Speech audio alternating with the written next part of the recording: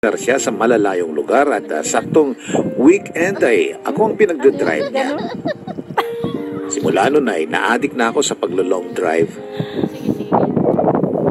Parang ito na nga ang nagsilbing first love ko. Grabe ang hangin. May mga best friend ako, sina Shaina at Patrick. Maganda to siya, tinapang ano. Magkakapit-bahay kami dito sa village. Dikit kaming tatlo dahil kami na ang magkakalaro simula ng mga bata pa lang kami. Kaso lumipat dito, ng Bulacan dito kami yung sa pamilya ni disyerto, Patrick nung high school namin.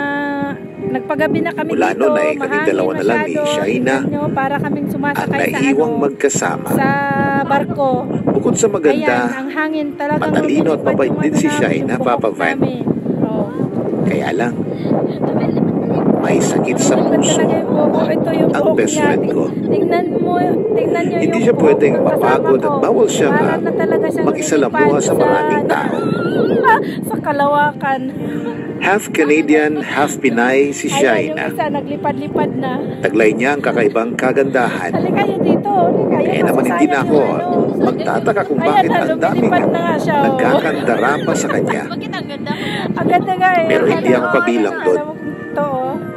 Alam ko kasi sa sarili ko na alanganing magustuhan niya ako. Halika Bel, lumipad ka. Isa Lumipad pa, ka. Ay, masyado siyang maganda para sa akin.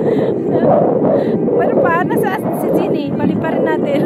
Sige, At saka, maglipad-lipad lang hindi kayo. tulad ko ang tipo Sige, niya. lipad-lipad lang kayo. Walang tatawag sa akin. Guwapo Wala ang at tawag-tawag. bad boy Ha? looking. Yan ang Hindi ko ideal alam. man ni Shaina. Ayaw ko. Sa lungat ng katangian ko, Hindi ko nga alam yun. ako kasi yung tipo ng lalaki na hindi man lang marunong makipag-away. Isa kasi yun sa madalas bilin sa akin ni Papa. Ang umiwas sa gulo. Background ko, tingnan nyo. Ang ganda, oh. Ang laki ng ano ng fit. Kapoy. Halika. Yan ang madalas na ikantyaw sa akin nung araw. O, tingnan mo. Kaya sa pumatol ay nananahimik na lang ako.